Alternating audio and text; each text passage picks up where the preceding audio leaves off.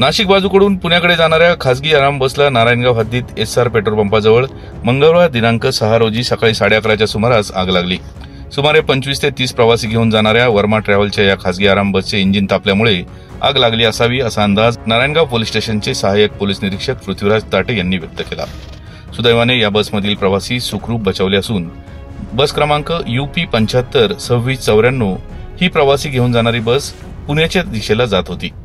नारायणगाव येथील SR petrol पंपाजवळ गाडीचे engine गरम झाल्याने गाडीच्या मागून धूर येऊ लागला असल्याची माहिती काही प्रवाशांनी बस चालक पटेल यांना सांगितली। दरम्यान चालकाने त्वरित गाडी बाजूला घेऊन प्रवाशांना बाहेर काढले। दरम्यान काही वेळातच आगीने रुद्र रूप धारण केले व या आगीमध्ये बस पूर्णपणे जळून खाक झाली। दरम्यान नारायणगाव पोलीस स्टेशनचे पोलीस निरीक्षक पृथ्वीराज ताटे व त्यांचे सहकारी उपनिरीक्षक सुनील धनवे यांनी सुरक्षेच्या दृष्टीने वाहतुकीत बदल केला व पुढील अनर्थ टळला। दरम्यान अग्निशमन दलास पाचारण करण्यात आले होते, परंतु तोपर्यंत बस पूर्णपणे जळून खाक झाली। याच बातमीचे दृश्य पाठवले आहेत आपला आवाज न्यूज नेटवर्कचे कार्यकारी संपादक किरण वाजगे यांनी। पाहूयात।